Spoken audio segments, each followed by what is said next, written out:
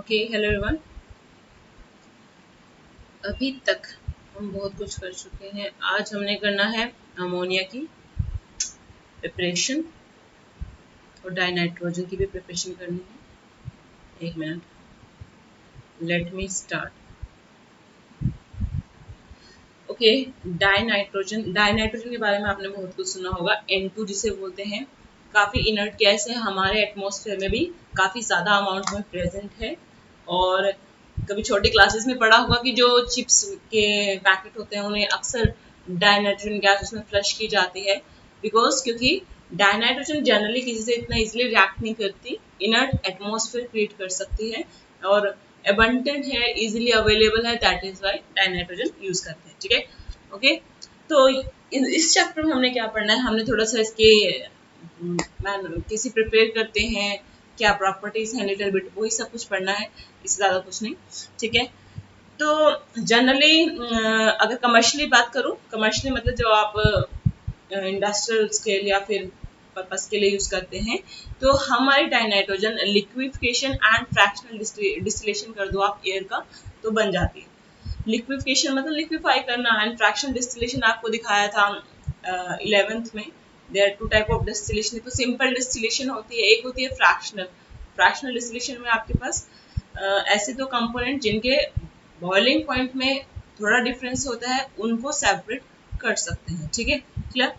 तो फर्स्ट तरीका है कि आप अमोनियम क्लोराइड को सोडियम नाइट्रेट से ट्रीट कराओगे, तो अमोनियम क्लोराइड को सोडियम नाइट्रेट से ट्रीट कराओगे तो nitrogen plus water plus sodium chloride बनेगा। And second is ammonium chromate, NaH4 twice Cr2O7। इस अमोनियम क्रोमेट को अगर आप हीट करो तो उससे भी आपकी नाइट्रोजन गैस बन जाती है, N2 plus H2O plus chromium trioxide. ठीक है, okay. Third is barium nitride, D बोला है, नाइट्राइड नॉट नाइट्राइट बोला है, नाइट्राइड बोला है। ठीक है, बेरियम नाइट्राइड को हीट करोगे तो बेरियम अलग हो जाएगा और नाइट्रोजन अलग हो जाएगा। ठीक है, क्लियर। नाउ ये तीन मेथड है, हल्के से याद रखना। ओके, प्रॉपर्टीज पे बात कर लेते हैं। सबको पता है कलरलेस गैस है, अडरलेस है एंड टेस्टलेस है एंड नॉन टॉक्सिक है। आपकी डाइनाइट्रोजन एटमॉस्फेयर में प्रेजेंट है ना, उसका कोई कलर है ना, इतना ज्यादा अमाउंट में होती तो हवा का कोई ना कोई कलर होता। ठीक है, ना ही उसकी कोई पर्टिकुलर अडर है, ना ही उसका कोई टेस्ट है और ना ही वो टॉक्सिक है। ठीक है, जहरीली नहीं है, नॉन टॉक्सिक गैस है। क्लियर। तो काफी केमिकली अनरिएक्टिव क्यों है, ये मैंने शायद कभी इसी चैप्टर में बताया भी था कि नाइट्रोजन जो डाई नाइट्रोजन जो है, वहां पर नाइट्रोजन नाइट्रोजन के बीच में ट्रिपल बॉन्ड है ना, ट्रिपल बॉन्ड है। तो ट्रिपल बॉन्ड होने की वजह से क्या हुआ कि इसको तोड़ना बहुत मुश्किल है। ठीक है, जनरली सिंगल बॉन्ड को आप इजीली तोड़ सकते हो, उससे मुश्किल होता है डबल बॉन्ड को तोड़ना, और उससे ज्यादा मुश्किल होता है ट्रिपल बॉन्ड को तोड़ना। तो इस बॉन्ड की जो बॉन्ड डिसोसिएशन एंथैल्पी है, what is bond dissociation enthalpy? The amount of energy required to break 1 mole of bond. ठीक है, क्लियर। तो इसकी जो बॉन्ड डिसोसिएशन एंथैल्पी है वो काफी ज्यादा है, दैट इज व्हाई ये इजीली ब्रेक नहीं होता है। Next point, at high temperature nitrogen directly combined with some of metals and non-metals and form nitrides। ठीक है, तो सिंपल सी बात है, अगर आपकी रिएक्शन ज्यादा हाई टेम्परेचर पर हो जाए, लो टेम्परेचर पर नॉर्मल टेम्परेचर पर जल्दी रिएक्ट तो करेगा नहीं, एज यू नो दैट, है ना, क्लियर। बट अगर हाई टेम्परेचर पर रिएक्शन हो रही हो वो भी मेटल के साथ, तो जनरली नाइट्राइड बना लेता है। This is nitride. नाइट्राइड में कुछ नहीं होता, कैल्शियम नाइट्रोजन के साथ बॉन्ड बना लेगा। और ये फॉर्मूला कैसे बना? नाइट्रोजन के ऊपर कितना चार्ज होता है? -3। एंड कैल्शियम के ऊपर चार्ज कितना आ सकता है? +2। तो आपको जब आप कॉम्प्लेक्स फॉर्मेशन सीखते हैं क्लास 10th में यानी क्लास 9th में, तो वहीं से आपको याद होगा कि अगर इसके ऊपर +2 है और इसके ऊपर +3 है तो क्या करना है, इसका इसका 3 इधर जाएगा, इसका 2 इधर जाएगा, तो फॉर्मूला बना कैल्शियम नाइट्राइड। ठीक है, सिमिलरली लिथियम नाइट्राइड। ठीक है, और ऐसे ही आपने ऊपर देखा भी था बेरियम नाइट्राइड, है ना, जिसको हमने हीट करके नाइट्रोजन और बेरियम को अलग किया था, है ना, प्रिपरेशन ऑफ नाइट्रोजन गैस के केस में हमने देखा। उसके अलावा और क्या रिएक्शन है इसकी, आगे थोड़ी सी रिएक्शन दे रखी है कि इसकी रिएक्शन विद ऑक्सीजन, है ना, reaction with oxygen and reaction with hydrogen. Hydrogen के साथ रिएक्शन क्या है और ऑक्सीजन के साथ रिएक्शन क्या है। ठीक है, तो जनरली ऑक्सीजन के साथ रिएक्ट करके ये नाइट्रोजन डाइऑक्साइड बना लेता है NO2, ठीक है, which is a brown colour gas basically. And hydrogen के साथ रिएक्ट करके ये अमोनिया बना लेता है, ठीक है। अमोनिया काफी एक अच्छा एज अ फर्टिलाइजर यूज करते हैं अमोनिया को, ठीक है। और भी बहुत यूज है अमोनिया के, लिक्विड अमोनिया रेफ्रिजरेटिंग एजेंट की तरह होता है, ठीक है। उसके बाद यूजेस ऑफ नाइट्रोजन, अगर आप नाइट्रोजन को लिक्विफाई करते हैं, liquid nitrogen that is use as refrigerant to preserve biological materials, ठीक है। तो लिक्विड नाइट्रोजन यूज की जाती है बायोलॉजिकल मटेरियल्स को प्रिजर्व करने के लिए, क्योंकि ये एज अ रेफ्रिजरेंट काम कर रहा है, टेम्परेचर को कम रखेगा उस जगह के, ठीक है। अगर टेम्परेचर कम रहेगा डेफिनेटली जो आपकी स्पीशीज है, जो भी आपने उसमें स्टोर करके रखी है, डेफिनेटली वो खराब नहीं होंगी, ठीक है। सेकेंड इज कि आप इससे कई और तरह के कंपाउंड्स बना सकते हैं, जैसे अमोनियम नाइट्रिक एसिड, अमोनिया, ठीक है। Also it is use to create inert atmosphere, ठीक है। अगर आपको किसी भी कहीं भी ऐसी कोई रिएक्शन प्रोसीड कर रहे हैं जहां पर आपको इनर्ट एटमॉस्फेयर की रिक्वायरमेंट है, तो डेफिनेटली आप नाइट्रोजन को, डाई नाइट्रोजन को आप इजिली यूज कर सकते हैं। नाइट्रोजन गैस और डाई नाइट्रोजन एक ही बात है, बट नाइट्रोजन अगर मैं एक्चुअल में बिल्कुल जाऊं एकदम टर्म, बिल्कुल टर्म पर जाऊं, तो नाइट्रोजन जनरली एक एलिमेंट को बोलते हैं nitrogen N, and versus di nitrogen मतलब N2, ठीक है। But sometime we use nitrogen gas, है ना, बोलते हैं ना बड़ा नाइट्रोजन गैस, वो वही है, डाई नाइट्रोजन ही है, ठीक है, कुछ अलग नहीं है, ओके। उसके बाद अमोनिया को देख लेते हैं। अमोनिया क्या है, अभी तक तो डाई नाइट्रोजन का देख लिया। अमोनिया का फॉर्मूला क्या है आपका NH3, ठीक है। तो इसकी प्रिपरेशन जो है हल्के से मैं यहाँ दिखाऊंगी तुमको, यस। तो अमोनिया को लैब में कैसे प्रिपेयर करते हैं जनरली, तो सिंपल सा मेथड है। अगर आप अमोनियम क्लोराइड को, दिस इज अमोनियम क्लोराइड, तो अगर आप कैल्शियम हाइड्रोक्साइड के साथ, इसका और कौन सा नेम होता है कैल्शियम हाइड्रोक्साइड, तो चलो इसका आयुर्वेदिक नेम है। अगर इसके हम कॉमन नेम पे बात करें तो ये स्लेक लाइम बोलते हैं कैल्शियम हाइड्रोक्साइड को। तो अगर आप अमोनियम क्लोराइड की कैल्शियम हाइड्रोक्साइड के साथ रिएक्शन कराते हैं, तो डेफिनेटली यहाँ पर प्रोडक्ट में आपको 3 चीजें मिलेगी, ammonia, water and calcium chloride, ठीक है। तो अमोनिया हमारा यहाँ पे बन रहा है, तो ये मतलब हम इसको यूज कर सकते हैं इस रिएक्शन को अमोनिया की प्रिपरेशन के लिए। सेकेंड मेथड क्या है, आप अमोनियम सल्फेट लिया, अमोनियम सल्फेट क्या है, अमोनिया का साल्ट ही है, को अगर आप कॉस्टिक सोडा से ट्रीट करें, caustic soda is sodium hydroxide, ठीक है, ओके। तो फिर आपके पास क्या बनता है, फिर से 3 प्रोडक्ट बनेंगे, ammonia, water and sodium sulphate, ठीक है। ये आपके हो गए जो आप यूजली लैब मेथड्स हैं, लैब में जैसे बनाना है, ठीक है, ओके। बट अगर आपको लार्ज स्केल पे बनाना है, लार्ज स्केल पर आपको अमोनिया की मैन्युफैक्चरिंग करनी है, तो वो होती है आपकी हार्बर प्रोसेस से, ठीक है। हार्बर प्रोसेस से आपकी लार्ज स्केल पर मैन्युफैक्चरिंग होती है, ओके। उसके बाद एक मिनट,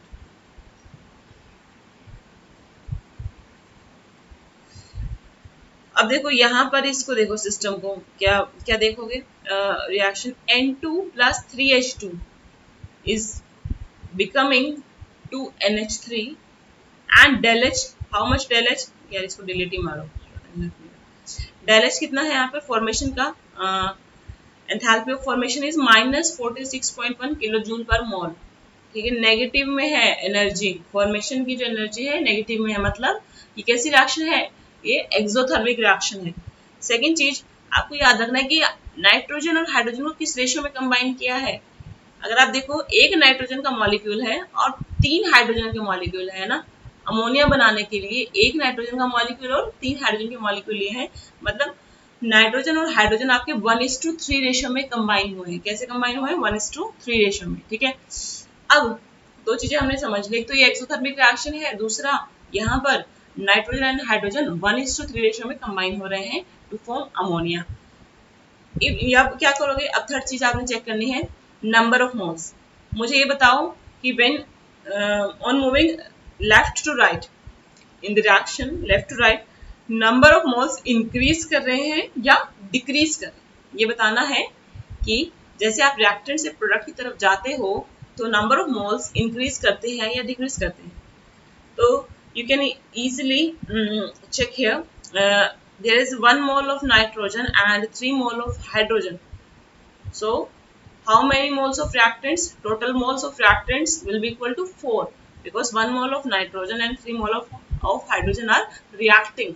ठीक है, तो there are 4 moles of reactants in this reaction. And what about the products? तो 2 moles of ammonia है ना, प्रोडक्ट कितना है 2 moles of ammonia. तो रिएक्टेंट में 4 मोल थे, प्रोडक्ट में 2 मोल है.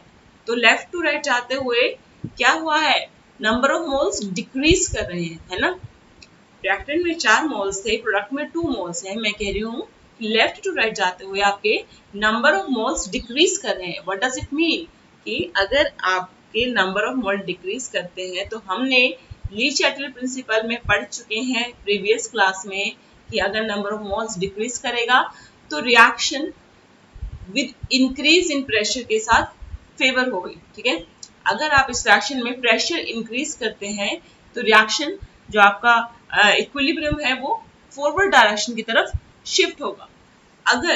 अगर इस रिएक्शन में ऐसा होता कि नंबर ऑफ मोल्स इंक्रीज कर रहे होते जैसे आप रिएक्टेंट से प्रोडक्ट की तरफ मूव करते हैं, अगर उस टाइम पर नंबर ऑफ मोल्स इंक्रीज कर रहे होते तो आपका जो इक्विलिब्रियम है वो प्रेशर डिक्रीज करने के साथ आपका फॉरवर्ड शिफ्ट होता. ठीक है, मतलब अगर आपको रिएक्शन को फॉरवर्ड शिफ्ट करना है तो आपको प्रेशर को डिक्रीज करना पड़ता in case of increasing number of moles. But here number of moles are decreasing, they are decreasing. That is why अगर आप प्रेशर को हाई रखोगे, हाई प्रेशर रिएक्शन को फॉरवर्ड डायरेक्शन में लेके जाएगा.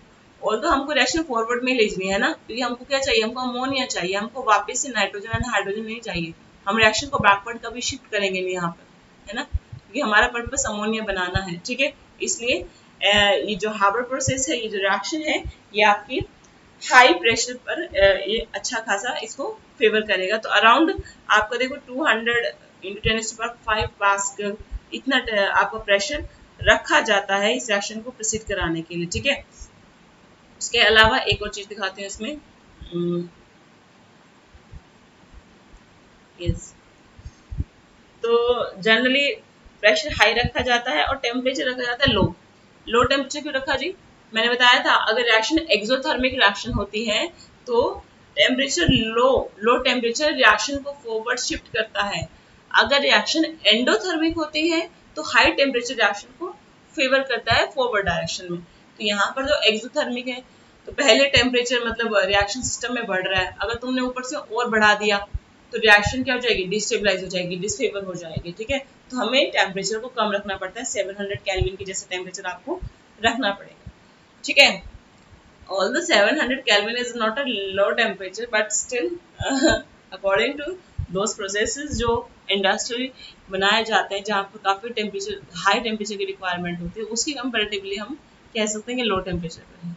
ठीक है, और तीसरी बात एक याद रखनी है कि यहाँ पर कुछ और भी यूज़ किया जाता है, कैटलिस्ट. कैटलिस्ट इस रिएक्शन में यूज़ किए जाते हैं iron oxide and small amount of potassium oxide and aluminium oxide. ठीक है, ये आपकी कैटलिस्ट है, ये इस रिएक्शन को स्पीड अप करते हैं. वेयर एज मोलिब्डेनम ऑक्साइड जो यहाँ पर एज अ प्रोमोटर यूज होता है.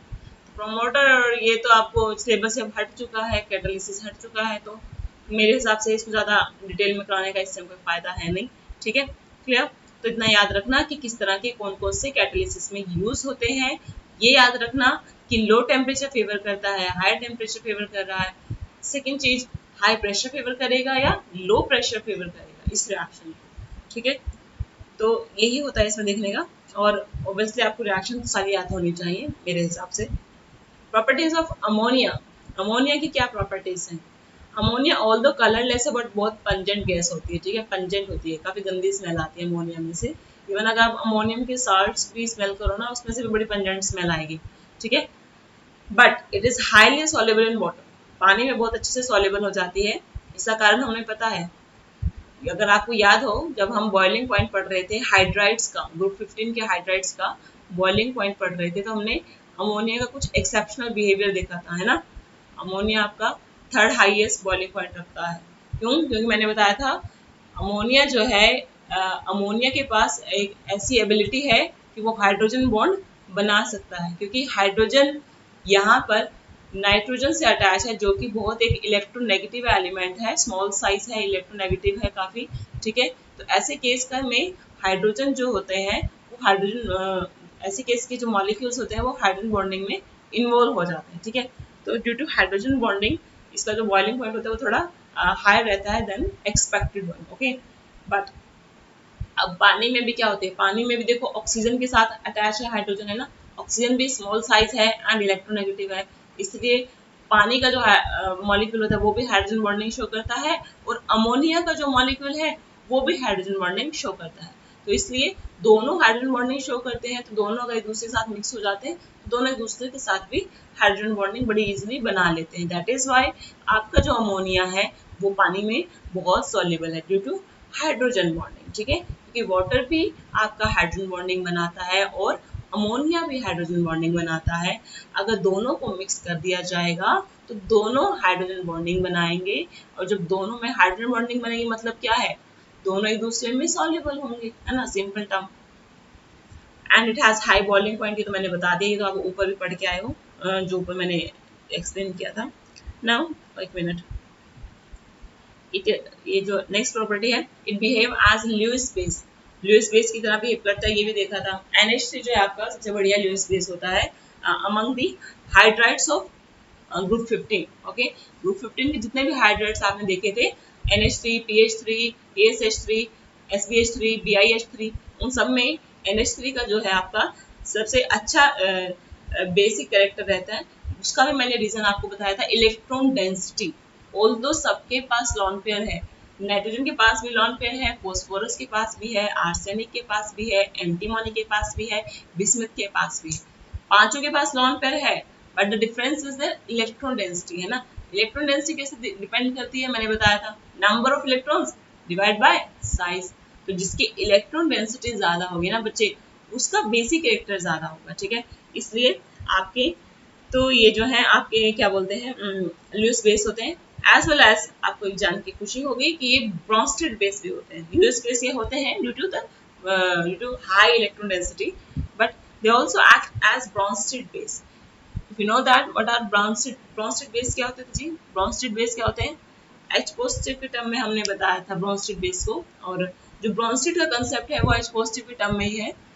एसिड क्या होते हैं, ब्रॉन्स्टेड एसिड होते हैं जो एच पॉजिटिव डोनेट करते हैं, वेराज जो H पॉजिटिव एक्सेप्ट करते हैं ना, जो H पॉजिटिव एक्सेप्ट करते हैं वो बेस होते हैं।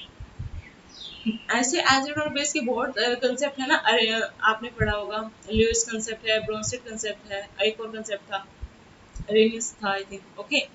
एंड जिसमें OH और H पॉजिटिव टर्म में बताया जाता है, ठीक है।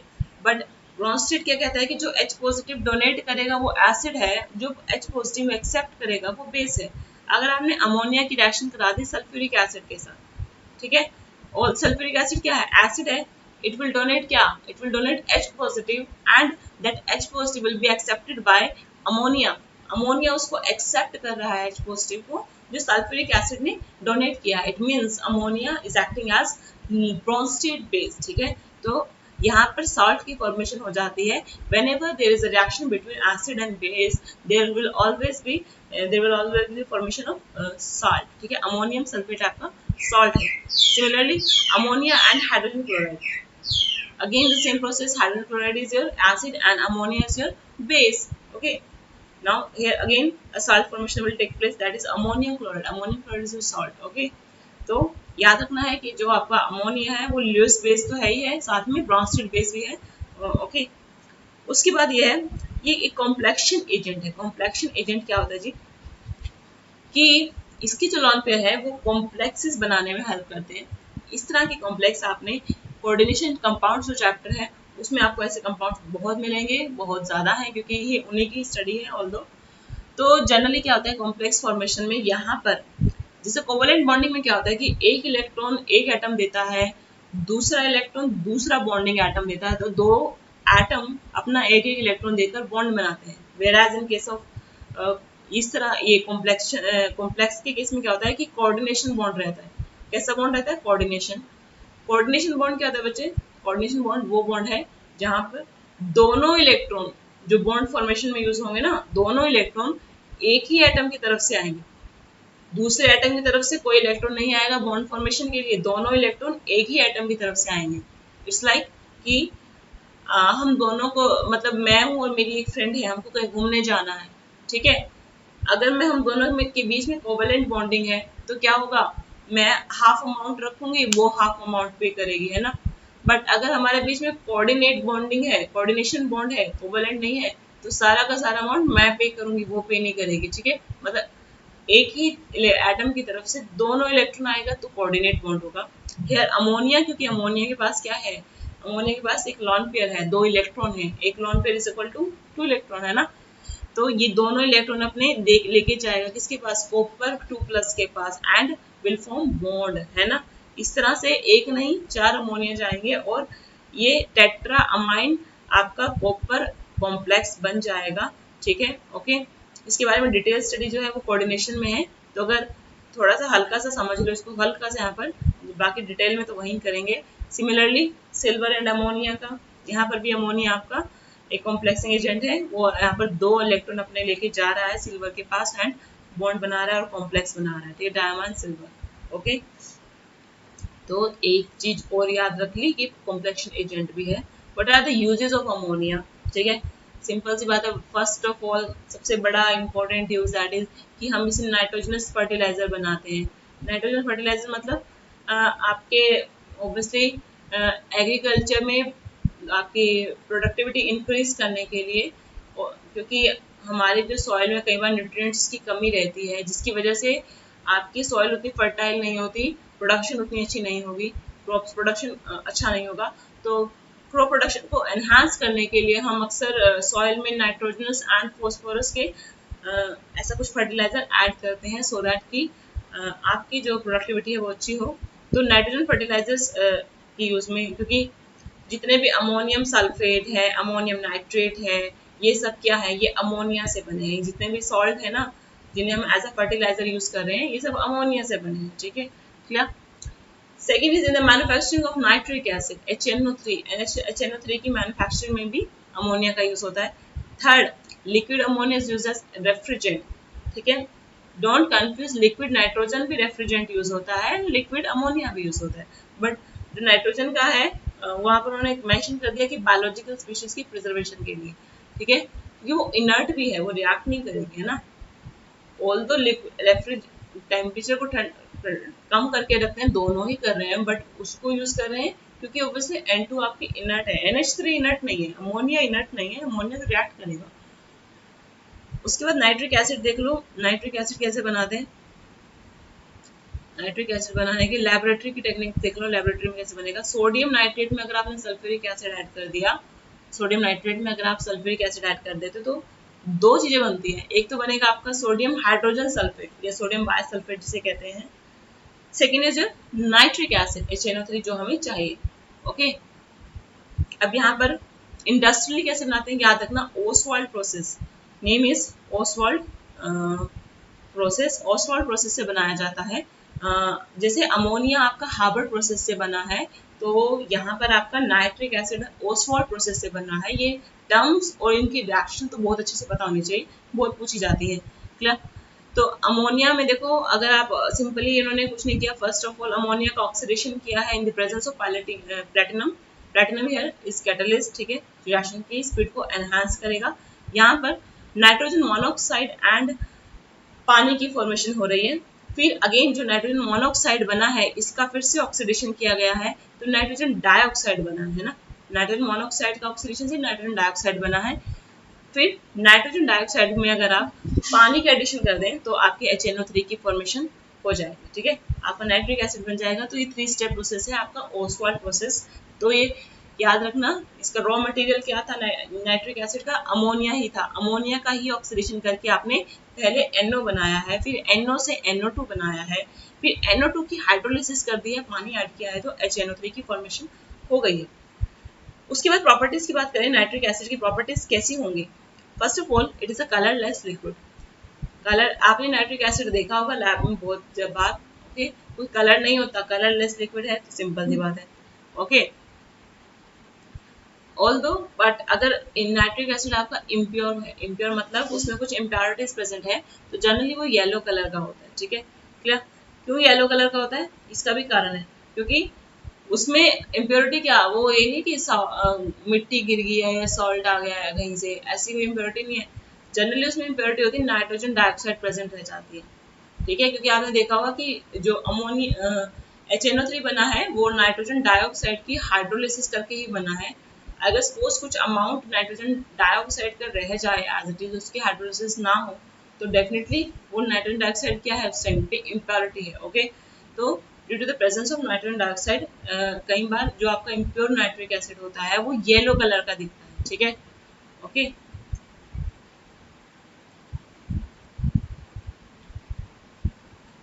इसे फ्यूमिंग नाइट्रिक एसिड क्यों कहते हैं? ऑब्वियसली क्योंकि जो इम्प्योर नाइट्रिक एसिड होगा उसमें नाइट्रोजन डाइऑक्साइड है ना। व्हेनेवर आप बोतल को ओपन करोगे ना, व्हेनेवर आप बोतल को ओपन करोगे उसमें से नाइट्रोजन डाइऑक्साइड की फ्यूम्स निकलेंगी, ठीक है?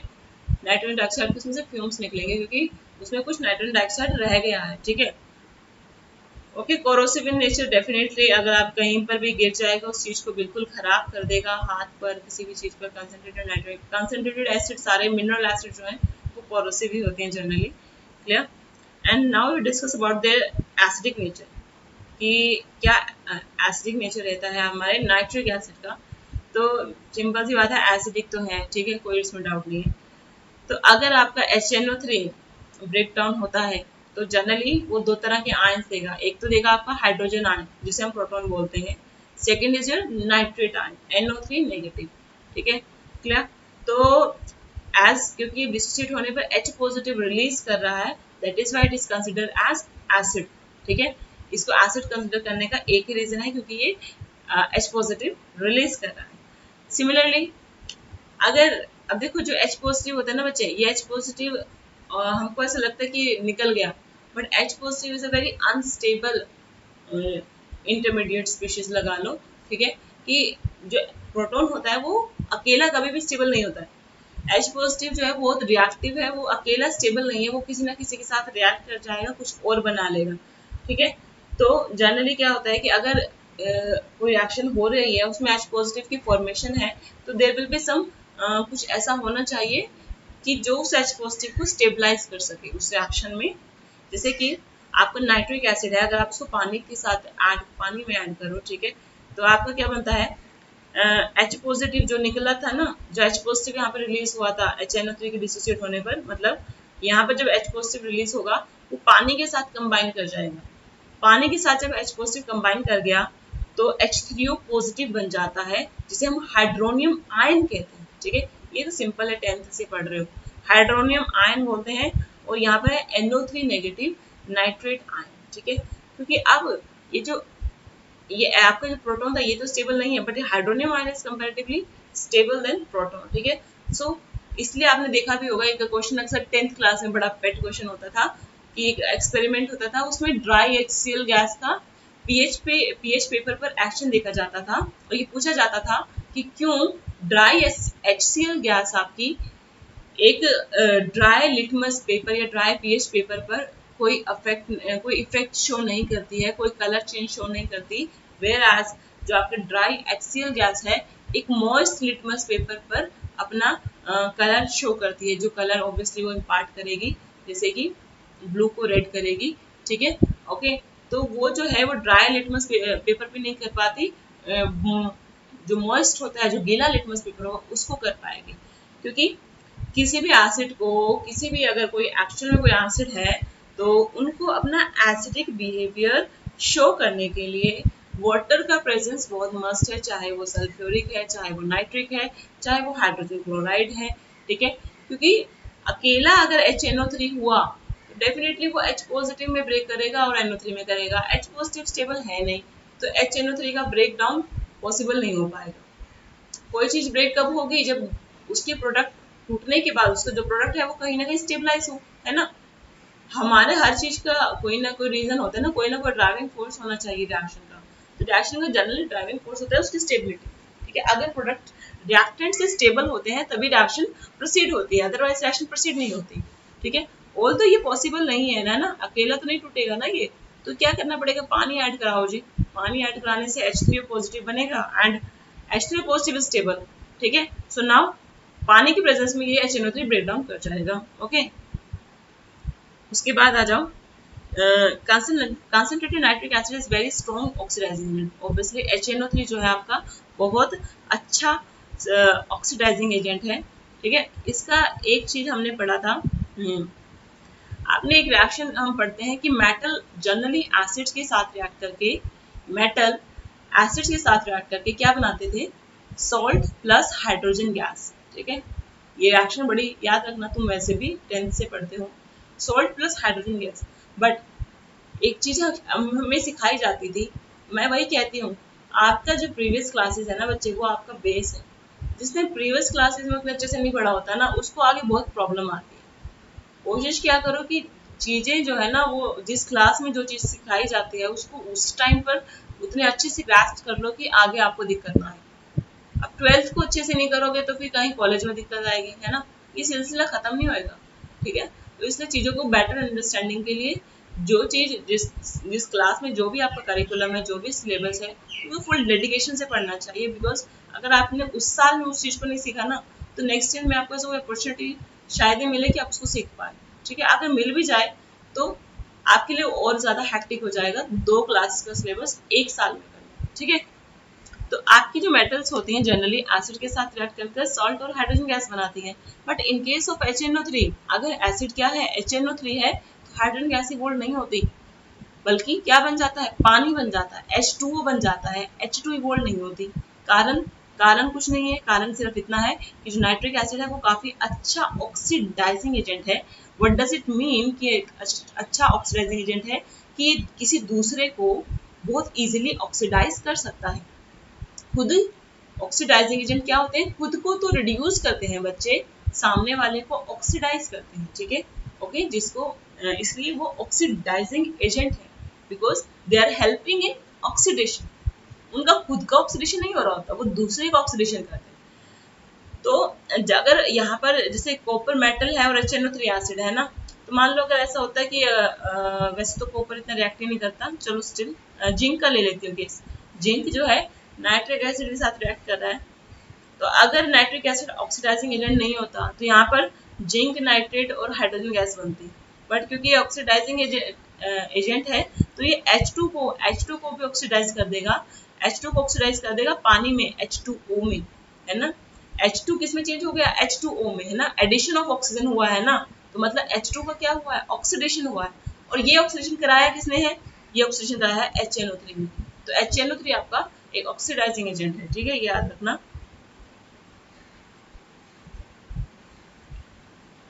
इवन मेटल्स को ही नहीं, नॉन मेटल्स को भी ये ऑक्सीडाइज करता है। जैसे कि आप देखो, कार्बन की रिएक्शन कराओ, कार्बन, आयोडीन, सल्फर, फास्फोरस, ये सब नॉन मेटल है बच्चे। ठीक है, इनमें से किसी की भी रिएक्शन करा दो आप नाइट्रिक एसिड के साथ, मैं कार्बन का वाला देख रही हूँ, तो क्या बन क्या रहा है जी, बन रहा है यहाँ पर CO2, NO2 and water. 3 product है, carbon dioxide, nitrogen dioxide and water. Carbon change हो रहा है कार्बन डाइऑक्साइड में, कार्बन के अंदर क्या हुआ है, ऑक्सीजन का एडिशन हो गया है। इवन तुमको ये नहीं समझ में आता, तुम ऑक्सीडेशन स्टेट देखो, यहाँ पर कार्बन की ऑक्सीडेशन स्टेट है 0। हर एलिमेंट अपनी प्योरेस्ट स्टेट जो उसकी है, जिसमें भी वो एग्जिस्ट करता है अपनी एलिमेंटल स्टेट में, उसकी हमेशा ऑक्सीडेशन स्टेट 0 होती है। Whereas in case in CO2, oxygen के ऊपर कितना चार्ज होता है, ऑक्सीजन के ऊपर चार्ज होता है -2। कितना चार्ज होता है, -2। तो how many oxygens are present, there are 2 oxygen are present in CO2। तो total charge on oxygen 2 into -2 it will be equal to -4। ठीक है, ऑक्सीजन पे चार्ज कितना है, -4 है दोनों ऑक्सीजन पे। ठीक है, नाउ अब CO2 तो न्यूट्रल है ना, CO2 पे तो कोई चार्ज नहीं है। इसका मतलब क्या है कि इन दोनों ऑक्सीजन पे मिलाकर जो -4 चार्ज आया है, मिलाकर जो चार्ज आया है, उसको कौन बैलेंस कर रहा है, उसको बैलेंस कर रहा है कार्बन। मतलब कार्बन पर कितना चार्ज होगा, कार्बन पर चार्ज होगा +4, तभी ये CO2 क्या है, न्यूट्रल है। ठीक है, तो 0 ऑक्सीडेशन स्टेट से +4 पे जाना, increase in oxidation state, it means oxidation हो रहा। ठीक है, जब भी इंक्रीज इन ऑक्सीडेशन स्टेट होगा, सिंपल एडिशन ऑफ ऑक्सीजन देख लो, या फिर रिमूवल ऑफ ऑक्सीजन देख लो, या फिर एडिशन ऑफ नॉन मेटल देख लो, किसी नॉन मेटल का एडिशन देख लो, वो सब ऑक्सीडेशन ही है। ठीक है, क्लियर। उसके बाद नेक्स्ट जो है हम नेक्स्ट लेक्चर में करेंगे। मेरे ख्याल से आज के लिए काफ़ी इतना है। इस चैप्टर में यार एक तो रिवाइज करते रहो, तो तुम्हारे को नहीं तो ट्रेंड रीजनिंग सब भूल जाओगे तुम। ये मत सोचना कि एक बार रीड किया चैप्टर आ गया, ऐसे तो हो ही नहीं सकता। ठीक है, इसकी रीजनिंग को समझना, हर चीज़ की अलग रीजनिंग है। ये नहीं है कि किसी की रीजनिंग कहीं घुसा देते हैं बच्चे, किसी की रीजनिंग कहीं घुसा देते हैं। जनरली यही करते हैं बच्चे, मैंने बहुत बच्चों के साथ देखा है, फिर क्वेश्चन गलत हो जाता है। कारण कुछ किसी और का होता है, कारण तो होगा बॉइलिंग पॉइंट का, उसको घुसा देंगे कहीं ना कहीं थर्मल स्टेबिलिटी में या बोन एंगल में। ठीक है, ऐसे नहीं करना, जिस चीज का जो रीजन है उसको वहां पर एक्सप्लेन करना है। ठीक है, okay, thank you so much.